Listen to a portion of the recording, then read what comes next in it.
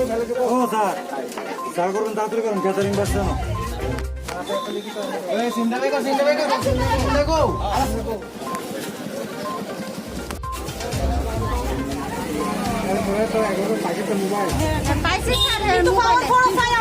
আমরা চাইতেছি পকেটে হাত দিয়ে মোবাইল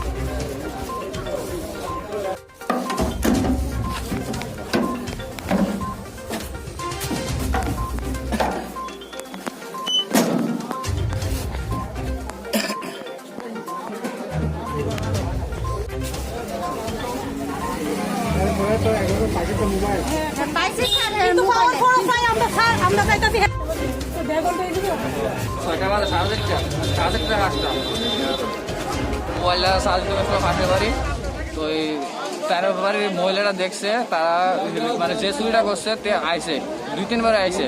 তার বাড়ি কোন জায়গাতে? তার বাড়ি শুভচন্দ্র জাঙ্গালি আর কি। তারপর কাকি গেছে মোবাইল আনতো সন্ধ্যা থেকে কাকে মোবাইল আনতো গেছে গিয়ে দিয়ে মোবাইলটা নাই। তারপর এমনি কইছে যে বাড়ির মহিলারা যে বাড়ির মানে চার্জ দিতে গেছে এই মহিলারা কইছে যে তেও আইসে বারবারে কাকি তার আগে কইছে পরে তে কইছে ওইটা কি তোমার মোবাইল কাকি ধরে কাকি আমরা সবাই এনে ধরে আনছি ফটো মোবাইল রেখে দিছে। তার নাম কি? তার যে শুরু করছে রোফন চৌধুরী।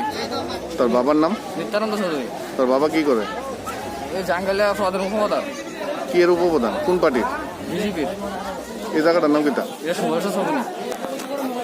আমার কাকি শাশুড়ি মোবাইলটা 2টার দিকে চার্জে বসেছিল। হ্যাঁ, তারপরে আমার পাপার বাবা খাওয়ান খাইতে বসে আমার কাকি শাশুড়ি করতেছে আমার মোবাইলটা কো আমার শাশুড়ি করতেছে হে আমার 500 টাকা লিখা হে আমার ভাই গিয়েছিল প্রেশার কুকার ব্যস্ত। আমি বলছি আমার প্রেশার কুকার দরকার নাই, আমার প্রেশার কুকার আছে। তো বদি আমরা পাড়ি ধরে আমার প্রেশার কুকারটা 500 টাকা দেন, আমি যদি 5 দিন পর না নিই তাহলে আমার প্রেশার কুকারটা আপনার হয়ে যাবো।